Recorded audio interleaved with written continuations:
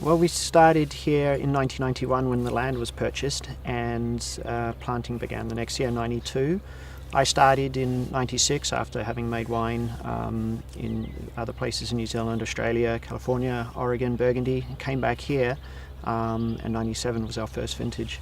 32 hectares under vines across 4 different properties.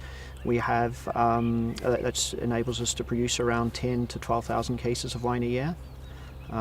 We started farming organically in 2002, introduced biodynamics in 2003, and became fully biodynamic across all the vineyards by the end of 2005. But didn't initially apply for certification, but found that after a number of years of being fully biodynamic, that being certified was an extra step that we needed to take. So from 2010, we've been fully certified Demeter. You guys are probably the most famous name, and quite rightly so, for Pinot Noir in New Zealand. You started off from the very early days, from the inception almost, with no compromises, understanding that great Pinot Noir had to be made in the vineyard, that you needed to find a way to express the place. You coming from quite a lot of experience around the world, what was the first thing that you noticed about the fruit that you were getting from here?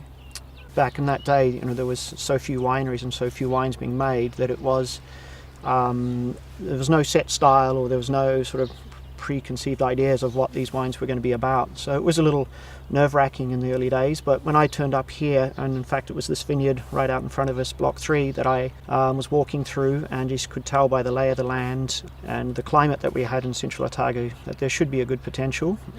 So we started farming as sensitively as we could, and that's how we developed into organics and biodynamics.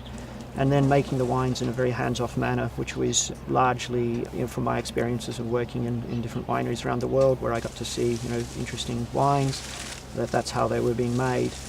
And then just, respect for the land and trying to have that character come through in the wines rather than trying to make it taste like great Oregon Pinot or great Burgundy. So just being, respectful and listening to the land. We're just sort of starting to understand what Bannockburn has to give.